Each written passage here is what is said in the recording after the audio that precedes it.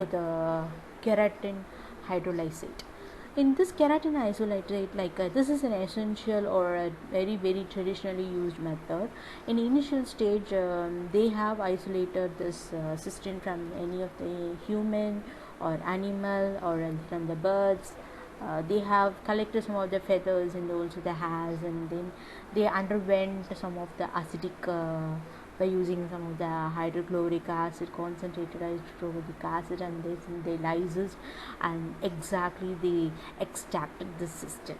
But for the commercialized production or demand of this cysteine, they can able to get only if they have used only 1 ton of hair, only 100 kgs of cysteine have been extracted. So for that reason, they went for many alternative methods like a bioconversion or a fermentation process. Okay, so we can see in China they have been isolated the cysteine from feathers, and also this cysteine have very unpleasant, and also yield is very low when compared to the normal conversion method and all, and wastewater treatment is also very difficult for them. So they by directly utilizing the conversion of all the present in the medium into some other component, like that it have been same, the biosynthesis will be there, no, same like the conversion will happen. So initially in the medium itself they have DLATC, which is nothing but DL2 amino delta square thiazoline 4 carboxylic acid have been converted into cysteine with the help of an Pseudomonas species. Okay, by this method it is very good yield have been obtained, so they went for this approach. Okay, but by they require 3 different types of enzymes. One is like ATC rasmase enzyme, and LATC hydrolase enzyme, and another one is S carbamyl L cysteine hydrolase amine. These enzymes are very essential for the conversion process. So as we know that in each and every steps that requires changes.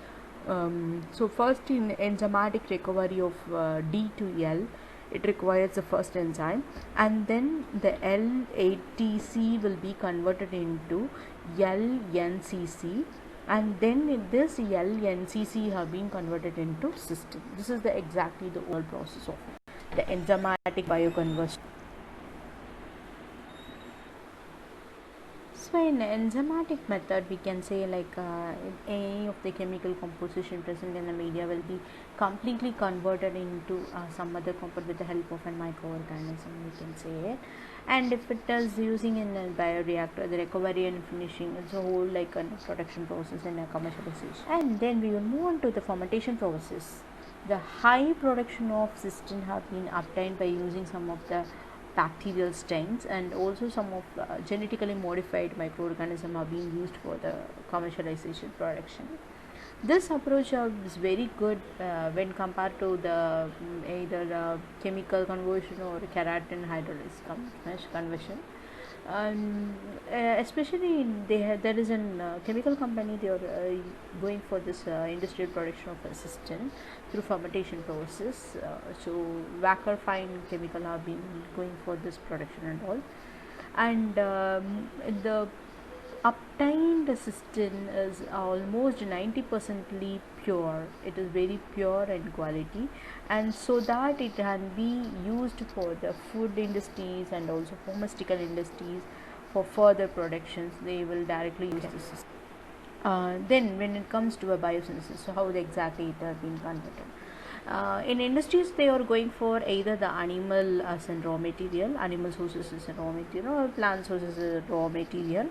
The exact conversion will be based upon the sulfur components present in it, and the sulfur, that is methionine, is also one of the amino acids, and it will be converted into homocysteine. This homocysteine will undergo an intermediate stage which is called as adenosyl methionine, and this methionine will be further converted with the help of an enzyme which is called as cystathionine beta synthase, and this will be converted as a product thioether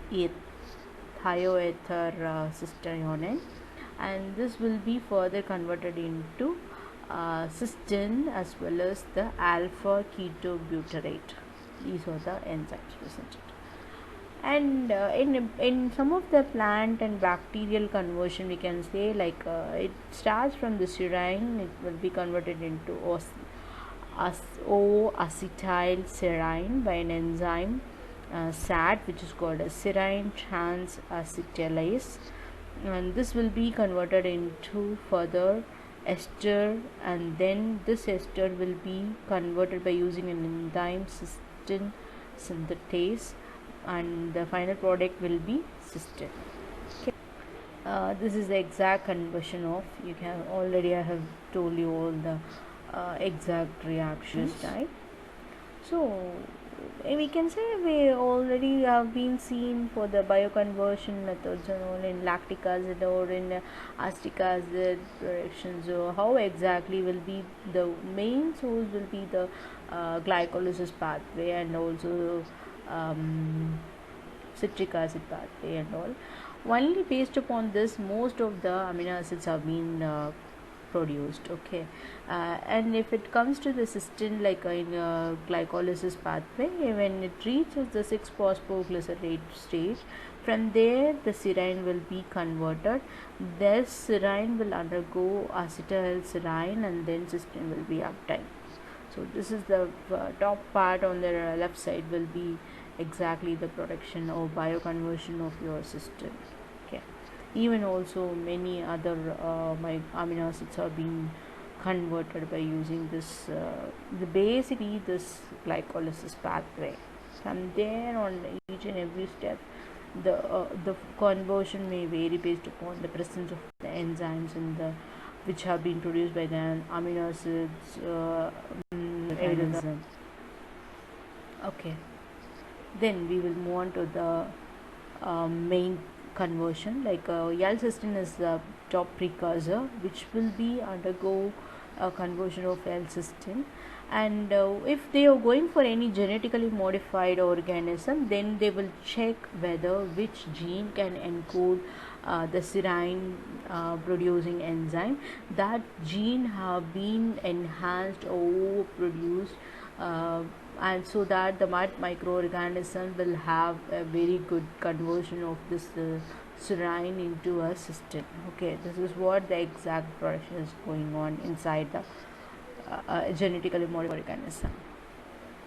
So once the production is over, there are few downstream processing, which is like centrifugation, filtration method, crystallization method, ion exchange method, or electrodialysis method, or solvent extraction, decolorization, and evaporation method. By achieving these downstream processing, we can able to get a 90% pure cysteine can be obtained when compared to the keratin hydrolysate or else enzyme bioconversion method. Okay, so these are the main thing. What are the raw materials required for the production when it comes to an commercialization production. The extraction from the protein hydrolase, it is a normal keratin process, means it's only required a human hair and animal feathers. Then it have been extracted by using concentrated sulfuric acid. So the keratinase protein in the human hair and also the feather have been extracted, and the cysteine have been produced. Okay, so the bioconversion by using Pseudomonas species, we can say, like I already told you, DL2 amino delta square thiazoline 4-carboxylic acid. This will be converted into L-cysteine. So this L-cysteine process required 3 different enzymes. We already saw in the previous slides also.